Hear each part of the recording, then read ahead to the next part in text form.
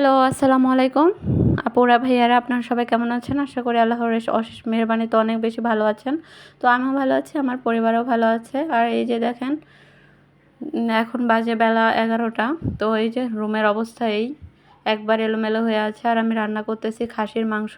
তো খাসির মাংসতে এই যে ঝোল দিয়ে দিয়েছি। তো রান্না করে আবার হচ্ছে যে এখানে আবার আমি ঢেলে নিলাম তরকারিটা একটা পাতিলে।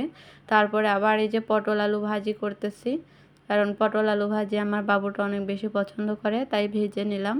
তো আজকে আমার ভাই আসবে, আমার যেটা তো ভাই আর কি, আমার বড় বউর ছেলে। তো আমার বড় বউ ছেলে আসবে, তো ভাইয়া আসবে। আর এখন সে রওনা দিয়ে দিয়েছে। আর আস্তে আস্তে ও আবার হচ্ছে যে তাহসিনা বাবার সাথে দেখা করবে অফিসের ওইখানে, তারপরে আসবে, একটা কাজে আসতেছে। তো তো আমাদের বাসায় আসবে। আর এখানে যে আমার বাবুটা অনেক দৌড়াদৌড়ি করতেছে, আর ওর বাবা অফিস থেকে চলে এসেছে। এসে এই যে খাওয়া দাওয়া করতেছিল, আর আমার বাবু ওর বাবাকে অনেক দুষ্টুমি করতেছিল ওর বাবার সাথে। তো আমি বারবার বারণ করতেছিলাম যে বাবার সাথে এরকম করো না, কারণ তোমার বাবা খাচ্ছে। আর এখন ওর বাবা বলতেছিল যে ঠিক আছে, সমস্যা নেই, ও এরকম করুক, লাফালাফি করুক।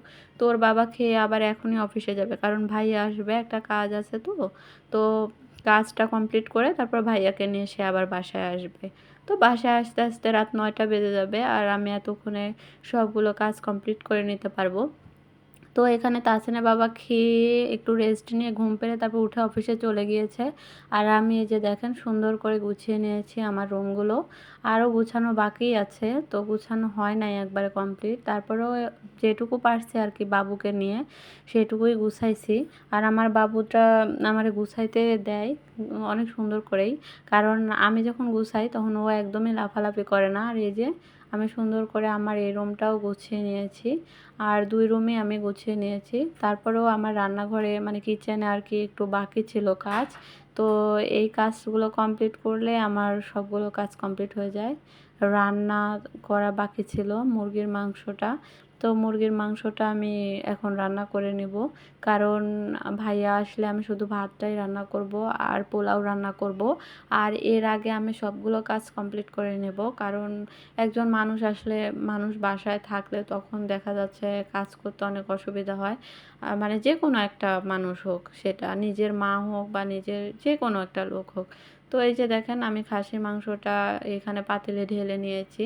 তো আজকে বেশি খাসি মাংস রান্না করি নাই, আজকে রান্না করেছি 1 কেজির মতো। আর এখানে দেখেন মুরগির মাংস নিয়েছি আপনার 1.5 কেজি 2 কেজির মতো হয়ে আছে, এখানে প্রায় 2 কেজির মতোই আছে। কাটা কুটার পরে আমি বড় বড় পিস করে নিয়েছি, তো একদমই মানে ছোট ছোট পিস করে নাই। তো এখানে আমি মুরগির মাংসটা রান্না করে নিয়েছিলাম, আর ভাইয়া আসলে ভাত আর পোলাও রান্না করব। তো আমি একটু অসুস্থ, আমার কণ্ঠটা একটু অন্যরকম দেখাতে পারে, কেউ মাইন্ড করবেন না। আর যে সকল আপু ভাইয়েরা এতক্ষণ আমার ভিডিও দেখলেন, তাদেরকে অসংখ্য অসংখ্য ধন্যবাদ। আর আপু ভাইয়েরা প্লিজ অবশেষে একটা কথাই বলতে চাই, আমার চ্যানেলটি আপনারা সবাই সাবস্ক্রাইব করে দেবেন প্লিজ। আর আপনারা সুস্থ থাকেন, আমি এই দোয়াই করি।